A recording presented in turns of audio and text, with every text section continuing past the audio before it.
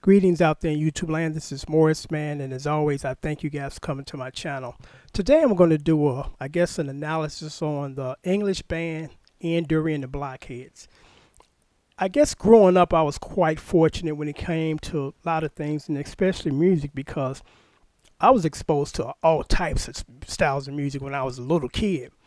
And on any given day in my household, you might hear James Brown. Then an hour later, you might hear Ian Dury and the Blockheads. And then a little while later, you might hear Neil Diamond. Just all over the place. Parliament, Funkadelics, Rick James. So I had a good mixture of all different styles of music. And I'm gonna tell you how I got turned on to Ian Dury and the Blockheads. I was in high school. I used to listen to this white rock program. It used to come on Saturdays about midnight. And they used to play these, I guess at the time they were considered alternative rock songs. And they didn't just basically play the typical top 40 rock stuff. They played stuff that normally wouldn't be played on those stations. So one night I was up listening to it, and this song came on. It was called Reasons to Be Cheerful Part 3. And I was like, whoa, because it had a funky groove to it. And then the lead singer, Ian Dury, which in my opinion was a rapper. And I think if I dated correctly, he was doing this before the New York Bronx thing or the hip hop thing came out. This guy was rapping. He was not singing, he was rapping. And I was just blown away by that song. So the next day I went downtown to this big music record shop and I asked for it. Or I went into the Ian Dury section. I went through all the albums. I couldn't find it. I said, it got to be on one of these albums. So I kept looking, and then interestingly enough, the very last album at that time they had released, and I forgot what the name of it is because I got it around here somewhere on vinyl.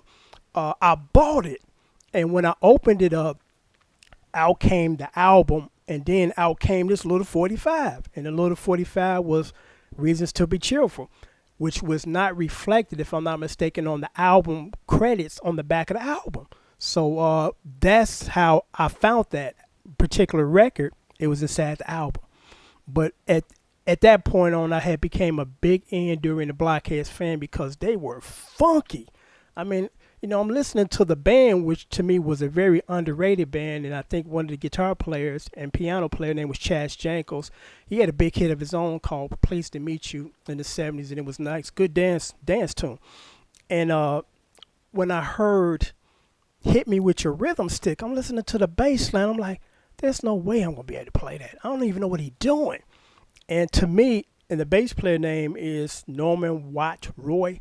To me, Norman Watt Roy is one of the best bass players I've ever heard.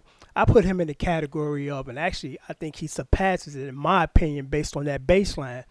Bernard Edwards from Chic and Leon Silvers from the Silvers, because those particular three bass players had extremely strong right fingers. Because I'm listening to Dance Dance Dance da da da da da da da da. It's not too many people that I know that can play with that intensity for that long period of time, because before I attempted, and actually I did get through it, I went through the entire song and it was exhausting. But before I posted my cover, that I watched another guy cover, and the song is probably about 4 minutes long, and his cover was like a minute and 2 seconds. And down in the subject line, he said, I can't get through this entirely, so I'm only going to give you what I can give you before I crash out. So that's just a indication of how strong Bernard Edwards' fingers were, and how strong Norman Watts' Roy fingers are, and how strong Leon Silver's fingers are, because it's about that right hand. It's not so much about that, because you can continue to do this, but it's like this. It's like thunder. It's like it's just amazing what they could do, or what they could do with that right hand. But Ian Dury and the Blockheads, really funky, underrated group. I mean, just their grooves. I mean, it's just if you listen to it, it's like, man, these guys just got the funk. They bringing it. And I noticed that about a lot of English bands. They admire what a lot of American bands do as far as funk, and they bring it. Or should I say, bands around the world? Because Average White Band, same thing. They were some guys from another country, not from the United States, and they brought it. They brought the funk. And it's like, whoa. You know, and the same thing with Ian Dury and the Blockheads. I've always been a big fan of theirs since high school back in the late '70s when I first got turned on to Reasons to Be Cheerful Part 3. You know, and a lot of their stuff, if you listen to it lyrically, it has a lot to say. It's not just about a groove or just words centered around a funky groove. It's a statement, because another one is called Jack Shit George. And if you really listen to the lyrics, it's like, whoa.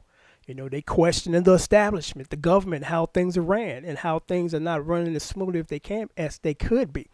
But I just wanted to, you know, post this short video as far as just expressing my or should I say love for Ian Dury and the Blockheads, and just a very underrated group, a very funky group, great musicians, you know, and in fact, the band, one of the best bass players that ever lived to me.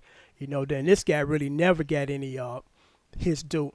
You know, I've never seen any articles, and I'm sure that they have been. I've never seen him on the cover of Bass magazine. It's just until recently on YouTube you can find these interviews and dedications to him or tributes to him. But this guy should have been, you know, back during the day in the '70s, should have been up there. You know, he should have been like, whoa, look, listen to this guy, you know. But can't say enough about those guys. Until next time, take care. And check out my video or my covers of some Ian Dury songs. I did like 2 of them, and I'm posting another one sometime today. Take care. Bye.